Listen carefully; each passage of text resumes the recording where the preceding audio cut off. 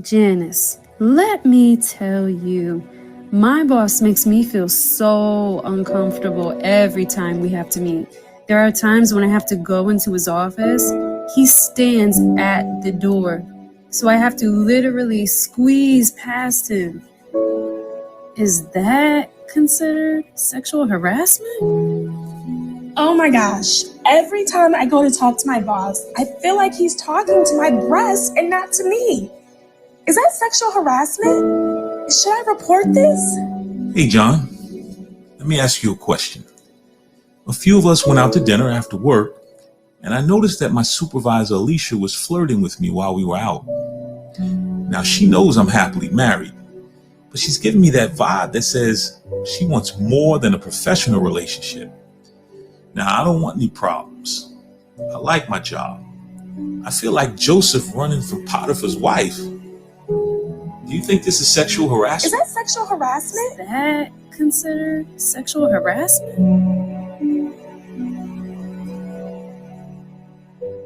Any boss or a fellow employee that touches you, male or female, we'll talk about that in a second, you simply say, I feel very uncomfortable with that touching.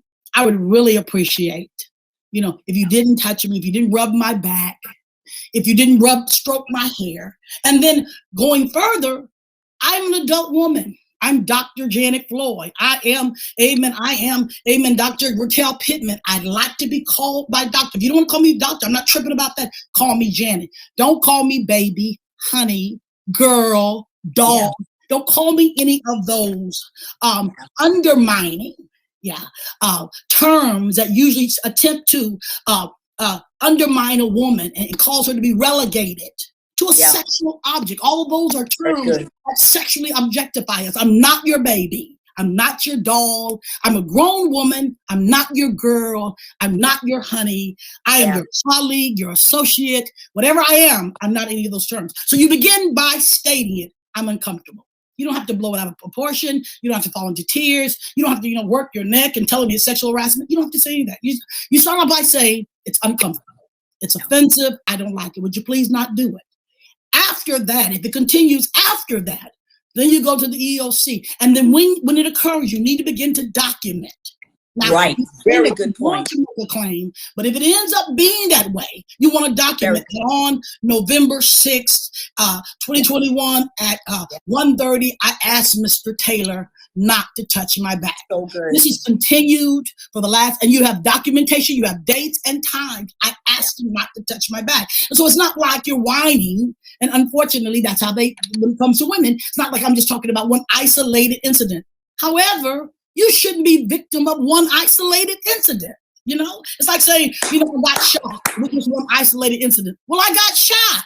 What difference does it make? How many times does a person get shot but once? So, but you want to let them know that you've documented it, and I've talked to him, and he won't stop. Then you go to the EOC, and then that's how it begins. And I love what you just said, Dr. Floyd, because you're talking from the perspective of a lawyer. Documentation is key. Means everything. Because what you say, how many times, they're going to ask you, first of all, they're going to ask you, did you speak to him or speak to her? Okay, so let's say you say yes. Well, how many times did it happen? Well, a whole lot. Well, how many times is a whole lot? If you don't take yourself seriously, they won't. So you have to be diligent and intentional. Where you document it happened this day or that day, this day. And some people, just to flip that coin, Raquel, some people try to say, well, if I document it, won't I prove that I was trying to get a case? No, you prove that you mean what you say. That's right. Yeah, you prove that you take yourself. Women have to understand, and that's why God is going to bless you. I know this is going to be a worldwide ministry because it teaches human dignity. Women have to begin to take themselves seriously. That's right. Documentation says I take myself seriously. I mean, I told him, I told her, him, I didn't want this, and I began to document because I meant this was going to stop. And so, by all means, if you think it's going to continue, or if it happens the first time, you need to document it. Now, people ask sometimes, when do I go? Do I go the first time he does it, or do I go the second time? Well, of course, we said the first time you speak to it. Mm-hmm. Speak to it, you speak to it. And then after that, You begin to document, and then you go and you talk to them. I've had some situations where people say, well, he's been doing it for years and he did it in front of other people, and I never said anything about it. Can I say something about it now? Wow. That's just like, no meaning no. You're in the middle of a sex act, so does a woman have the right to say no? The law says in the middle of the sex act, she has a right to say, I don't want to go any further. Come on. I have a right to my body. I have a right to say it's enough. So it doesn't make any difference how many months, how many years he has I've been involved in this behavior with him or her. And where the colleagues can say, yeah, he always rubs her back. Every time we see him, he rubs her back. He always hugs her. Well, I got enough of it. And they're my witness. He always does it. I thought that it was going to go away. Caveat number 3, ignoring a thing doesn't make it go away. Good, Dr. Floyd. It doesn't make rape go away. It doesn't make abuse go away. We have learned we cannot be ostriches and put our head in the sand. Ignoring something doesn't allow it to go away. Usually it exasperates it. And people oftentimes take not speaking to a situation as a nonverbal way of saying, I like it. And that may be the furthest thing from the truth. You're not speaking because you don't know what to say. You're not speaking because you don't want to say the wrong thing. You're not speaking because you don't want to burst into tears. Yeah. But when you don't speak to it, they infer you like it. So you've got to speak to it. It is making a difference. How many times it's happened in the past? You need to document, go to the EEOC, and make sure that you take care of you. Dr. Floyd, you have also, my God, this is getting hot. You have also made a statement that whatever we don't address, we give longevity to. There's a statement that you made. Yes, and you know that as being a social worker and being involved in domestic abuse. And this is a statement that's true and that you can apply to every area of your life. Whatever you endure, you give longevity to. Whatever you ignore, you give longevity to. So I tell people, I often teach women that you have to teach people how to treat you. You never get upset when people mistreat you the first time.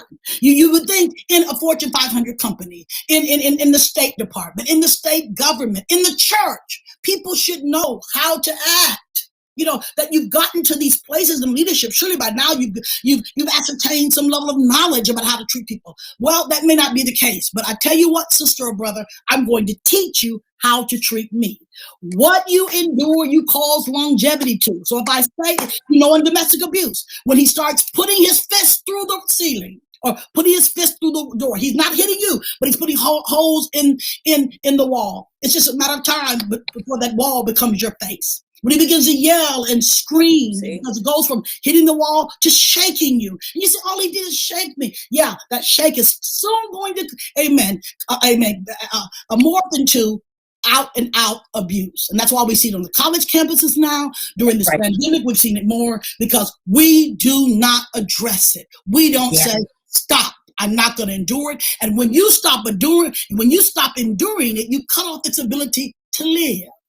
So I encourage women and men not to ignore it. You cannot ignore anything. It doesn't go away. It just morphs into something worse. It's just exasperated. And so you've got to speak to it.